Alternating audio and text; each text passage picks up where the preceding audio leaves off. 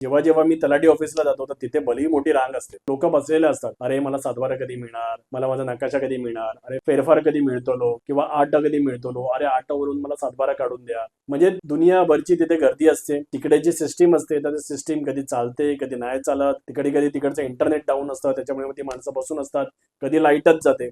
तर हा जो प्रकार चालू असतो त्याच्यामुळे आपण जे एक सामान्य जनता आहे तर त्यांना एवढा त्रास सहन करावा लागतो. आज बघा महाराष्ट्र एवढा प्रगती करतोय, जग एवढं प्रगती करतंय, आज आपण एआयच्या दुनियामध्ये पोहोचलेलो आहे. मी बँकेमध्ये गेलो, मी एक एफडी बनवला तर मला पटकन दिसतं की हा माझा एफडी बनलेला आहे, मला त्याचे डॉक्युमेंट्स मिळून जातात. पण तसं आपल्या जमिनीबद्दल होतं का, आपल्या सातबारांबद्दल होतं का?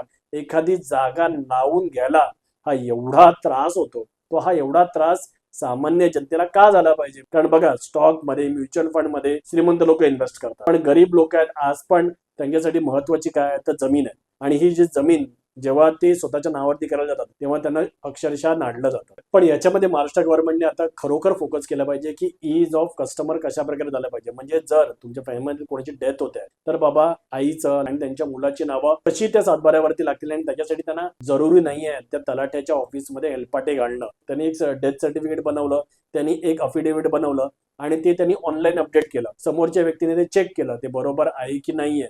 ओके, त्यांनी ते चेक केल्यानंतर त्यांनी ती नावं, त्यांना ज्या नोटीस द्यायच्या असतात त्यांनी नोटीस दिल्या आणि त्यावेळी ती चढवली. जागा विकत घ्यायची मला आणि मला त्याचा 7/12, 8 फेरफार की या सगळ्यात महत्वाचा आहे तो नकाशा. कधी कधी तर नकाशा भेटतच नाही. आता मध्ये एक जागा होती, त्या जागेच्या नकाशा शोधण्यासाठी आम्ही देवगडला गेलो. तर कळलं की कोणीतरी त्या देवगडच्या नकाशा ऑफिस मधून, त्याला भू अभिलेखचा ऑफिस म्हणतात, तिथून त्या पूर्णच्या पूर्ण नकाशाचा पेजच गायब. म्हणजे नुसतं सातबाराचं डिजिटायझेशन होऊन चालणार नाही. 7/12 आणि 8चं आता डिजिटायझेशन झालेलं आहे, पण त्याचबरोबर त्याचे फेरफार म्हणा आणि सगळ्यात महत्वाचे म्हणजे नकाशा, या नकाशाचं पण डिजिटायझेशन होणं आवश्यक आहे. आज गुगल मॅप सारख्या टेक्नॉलॉजी आलेली आहे. आपण इथून दिल्लीला, इथून मुंबईला, इथून कुठेही जाऊ शकतो, आपल्याला कळू शकतं.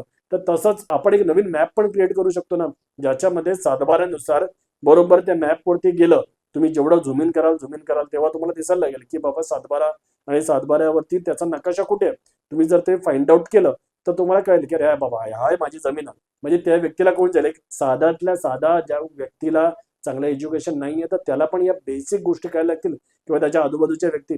तर सगळ्यात महत्वाची अशी ही गोष्ट आहे.